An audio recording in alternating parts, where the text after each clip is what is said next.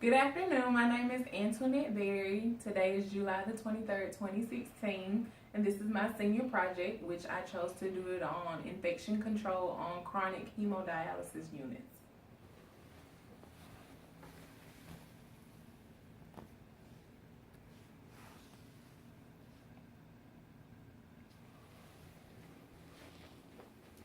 This project is going to be presented in the attempt to bring more awareness to staff about hygiene control, things that help to prevent infection, such as washing your hands consistently, telling patients about the things that they can do on and off the unit out in the community to prevent the spread of infections, as well as for our end-stage renal disease patients, letting them know about, like immunizations, your seasonal flu vaccines, your pneumonia vaccines for people that may be smokers, as well as experiencing end-stage renal disease, as well as hepatitis vaccination, because that is a chronic situation on a lot of hemodialysis units, especially when they don't have infection control on the unit. Another aspect of this project is to bring awareness to upper management, policies and procedures that may be in place now that aren't feasible to be carried out by staff on a day-to-day from a day-to-day based on environmental stressors, the acuity of the patients, the maintenance of the machines that you're using to carry out hemodialysis, just all of those aspects that go into a typical workday.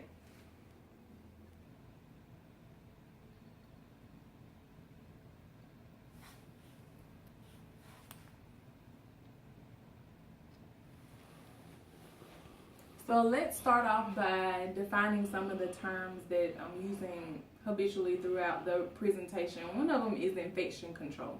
According to the dictionary standards and definition, infection control is termed as any policy or procedure that is centered around preventing the spread of pathogens from person to person, especially in a healthcare environment.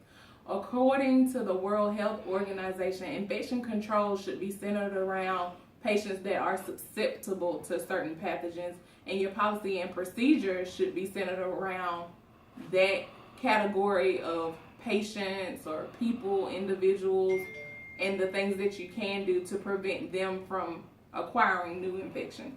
So in this presentation, we're talking about patients that are having hemodialysis 3 times a week. Most of them are end-stage renal disease, as well as they have chronic comorbidities along with their end-stage renal disease, such as diabetes, hypertension, anemias, some form of cancers.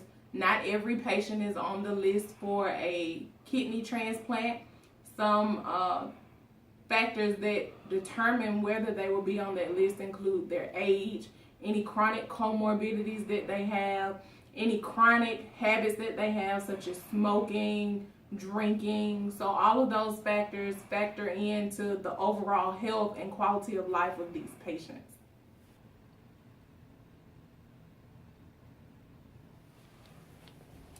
Two particular factors came into play when I decided to choose infection control as the topic for my senior project. One thing was, on my hemodialysis unit, we noticed a 6% increase in patients acquiring staph and other infections, and it was mainly in our patients that had CDC access. Another reason why I chose this topic was there are policies and procedures in place on my unit, but I was noticing that staff members were taking different routes to kind of make things more feasible, to accommodate them during the workday, to be more time efficient when dealing with the patients. So that was one reason why I chose to do infection control.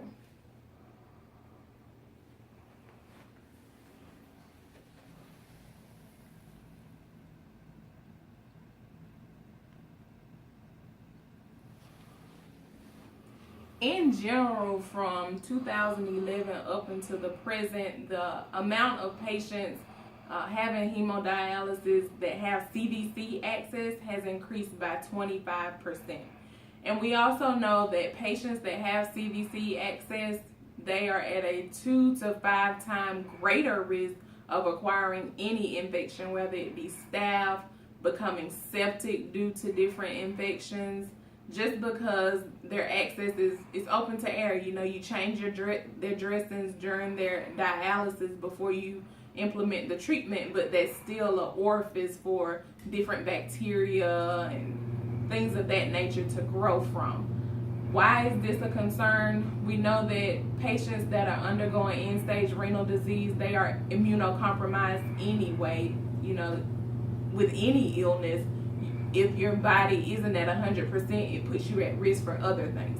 Another thing that we have to think about with these patients is they have other chronic comorbidities going on. As I mentioned before, some patients have chronic anemia, your diabetes, which already makes that individual more susceptible to infection, as well as their healing time is prolonged due to the increased glucose amounts within their bloodstream. And then you have like your hypertensive patients, your patients that may have different cancers.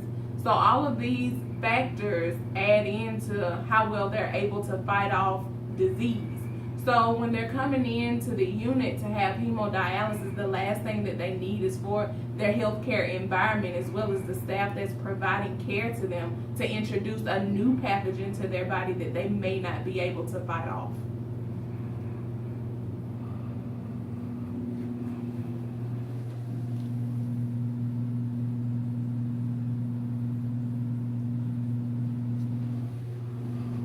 So the question that we're currently focusing on is in relation to infection control.